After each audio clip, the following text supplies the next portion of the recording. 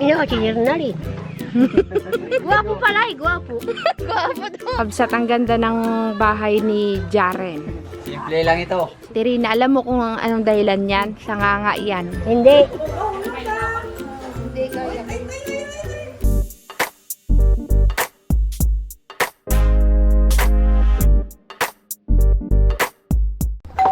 Kakabsat, nandito tayo kay Latay Carlos. Galing tayo sa farm. Nag-harvest din ako doon ng gulay. Hindi na ako nakapag-vlog at nagmamadali. Baka tayo gabihin. Alam nyo po ba, hindi namin namalayan, hinarvest na nila yung mangga. Siguro ay busy-busyhan tayo nung nakaraan, kabsat. Si Conrada, hindi tayo tinext. Wala na yung nandito. Wala na dyan. Oh, ito na lang natira pero haharvestin pa rin natin yan. Oh, mga ilang kilo din yan, Tay Carlos. Pero marami pa, sabi ko, wag yung harvestin yan. Harvestin ng kakabsat yan, Ate Rina. Marami pa, oh. Tirina, tira mo na sa akin yan. Ilang kilo din yan. Ayun, oh. Meron pa doon. Tayo kasi mag-harvest, kabsat. Sayang yung nakaraan, ng dami, no, Tirina. Kamusta na kayo dito, ay?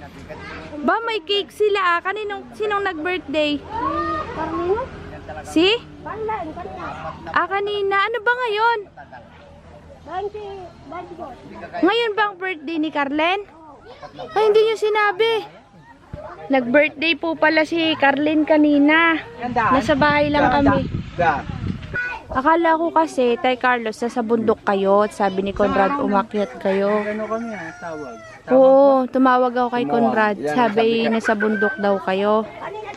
Kanina magtawag siya sa bundok. Tawagin mo yung mga bata, Tirina. Dali. Ay, wag din lang. Din lang pakakas. Iba. Carleng. Iba, Carleng. Si Carleng. Hindi mo naman ako inimbita. Dagdag pagkain. Sa bahay lang kami. Wala daw damit. Hindi nagsasalita. Hindi nagsasalita.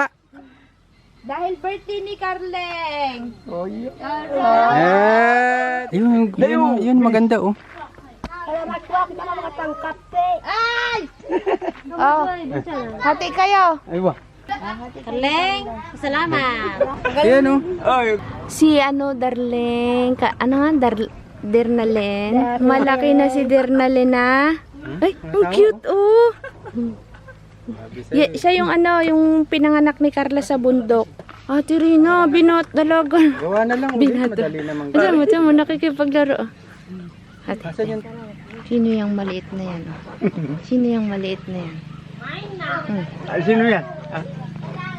Iya, na rin. Guwapo pala eh, guwapo. Guwapo to, maganda. Puting-puti. Tingnan nga, tingin. Ayan, oh. Ganda-ganda ni Dernalin, oh. Sa video. Ano? Kakabsat, wala po si Lolo at si Lola. Nasaan sila, Tay Carlos? Nasa Marabong. At may bagong extension ng bahay si Tay Carlos, oh. May tambayan na sila ulit. Kaninong yan, tambayan? Yung mainit to. Ay, diyan na kami. Saan natutulog? Sabi na. Diyan nang. Ay, ayaw niya sa, Hindi na kaya. Kahit mainit pa doon sa loob. Pero hindi malamok. Why? Walang lamok. Wala nang lamok. Wala pa, walang lamok. Dito daw po ang tulugan ni Tay Carlos at ni Ate Rina. Ayaw daw nila doon at mainit daw. Sino yung nandoon? Sino yung nandoon, boy?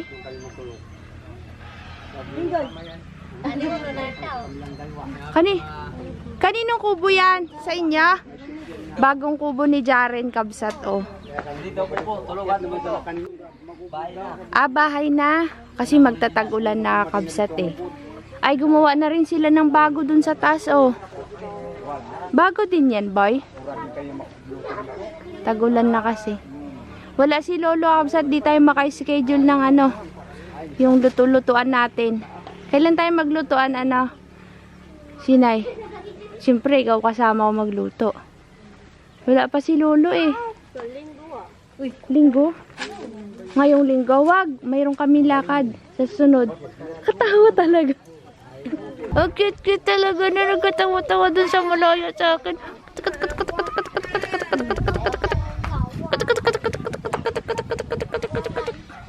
Ito yung maganda, Lola. Huy, may trabaho kayo bukas pala?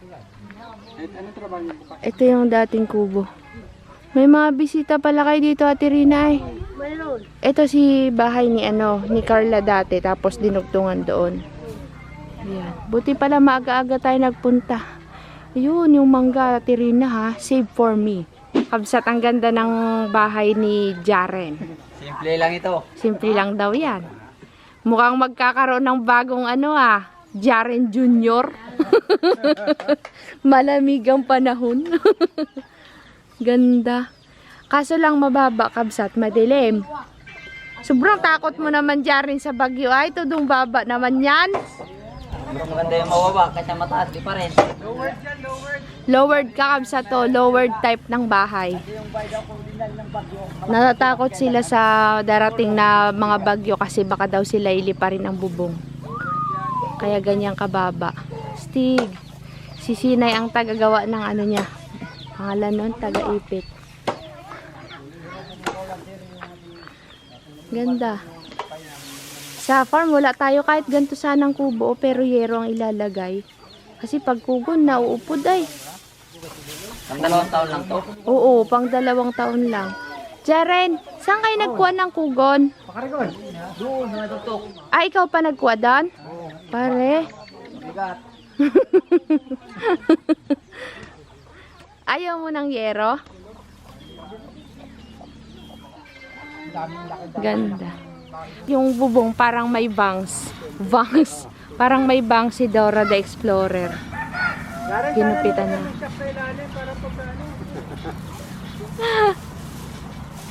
Para magandang bira. Para pag hinahangin, gagalaw-galaw lang siya. Diyan na matulog, maraming nga po. Pero pinapakinis. Oo. Hindi, palat ng kahoy lang ang pagsapin. Hindi, yung mga... Pero yung kubo mo tayo, Carlos, diyan ka talaga natutulog. Ang baboy maglimog. Sino daw? Batangan. Ah, iba rin yung bahay ng mga batangan. Ng baboy. Ah. Kugon. So, ibig sabihin pala, sa mga tribo ng katutubo, iba-iba din yung mga bahay. Ilang araw mo tong ginawa tayo, Carlos? Ay, asawa ng matiniyang magatip diyan. Ah. Yan ang Ay, magaling kulang pa magatip. dun sa dulo. Hindi pa natapos. Oo. Ay, ang kugon ay diyari ng gumana.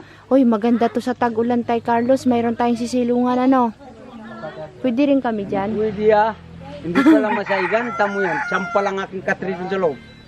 Ayos lang yan. Mainit yung makaraan sabi ako. Hilahin dun sa loob. Sobrang init kasi kakabsat. Yung pala ang gagawin doon, kaya mataas yung Oo, gilid papatungan.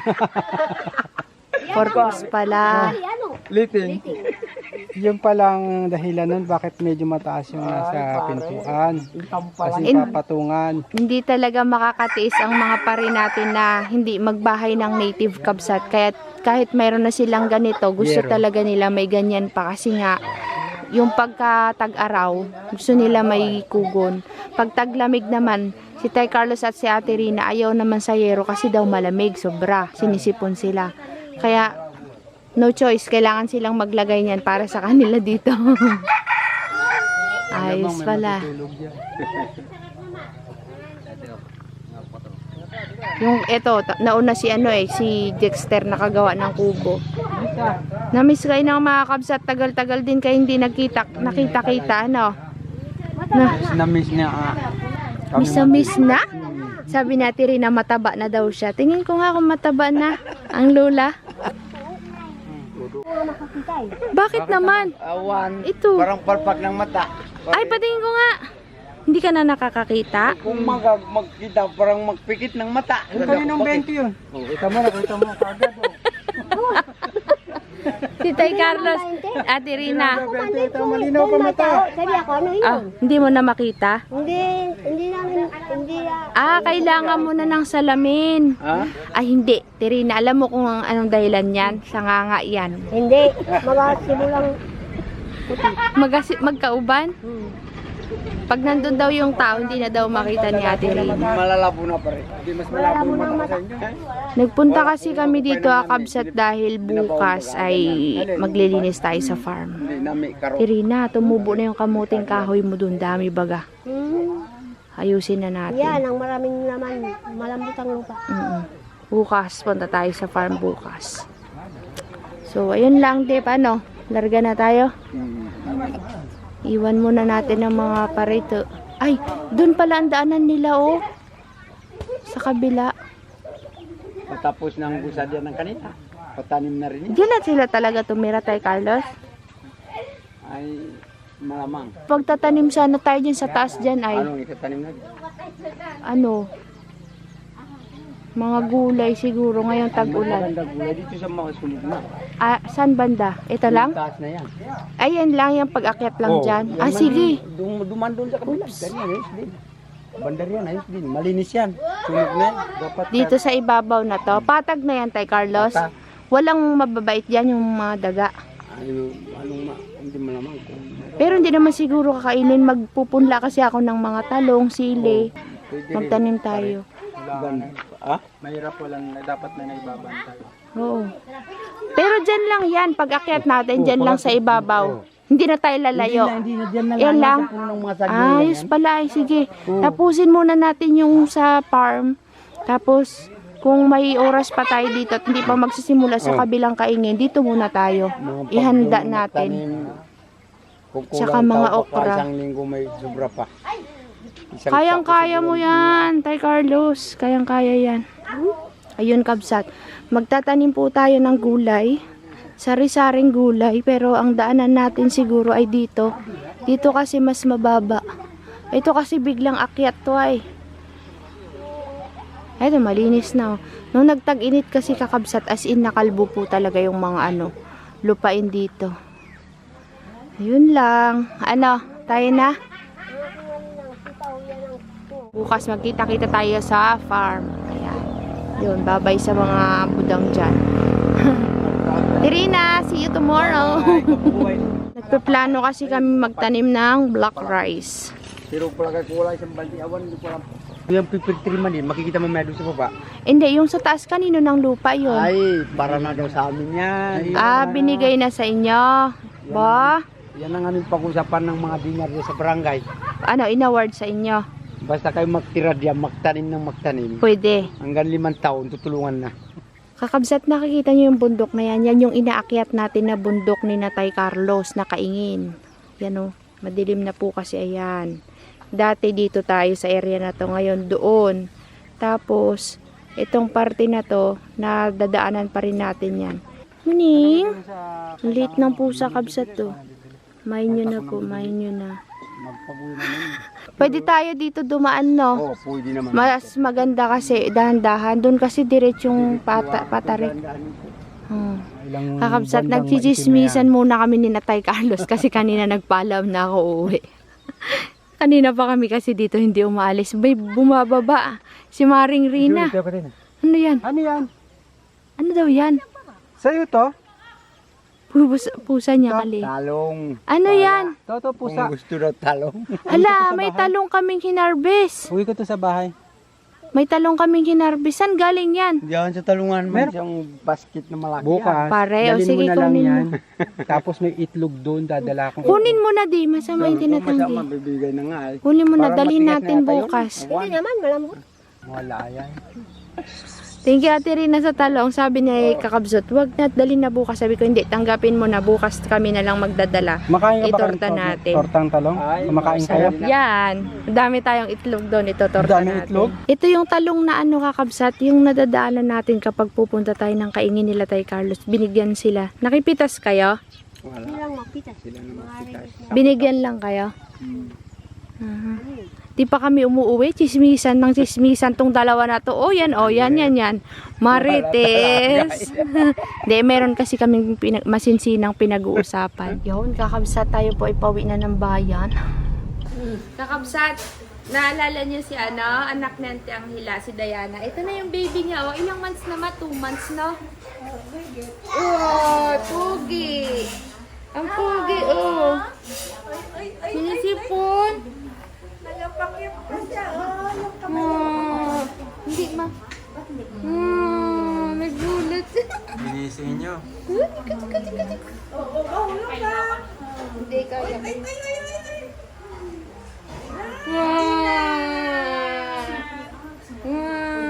Pugi.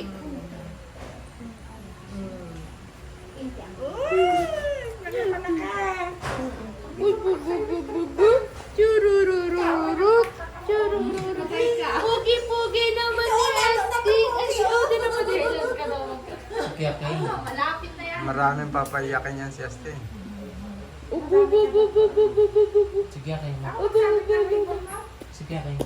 Laki na ng mulagat niya, oh. Nagmulagat na di, oh. Pumuti. Ang lagrararat. Nagrararat yung ano niya, mang, oh, dito. Tingnan, ako na nga. Maritisin si nanay. Sabit pa. Akala ko inaantok baka mahulog. Mang, matil na, mang. Mang, Grabe na dito, ng oh. Kalutan niya. Natultulan na. Maligo ka ng sampalaw. Baby boy. Nagpigtararak na. Ante, nagararat. Agrarak. Ay, kala ko sentang nila. Paano kaya to? Pugi naman yung baby na Ganyan. yun. Yung ilong mo. Ayusin.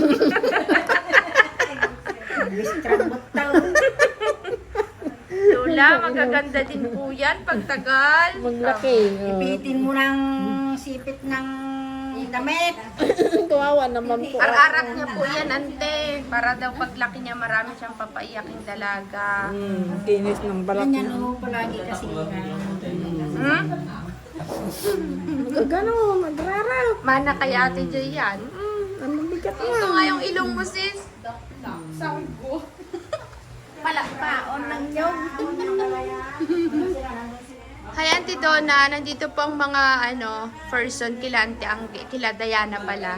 And in-invite kami. Meron daw pong kainan. Kakain na naman ng mga person. Nakalakwat siya si Maring doon.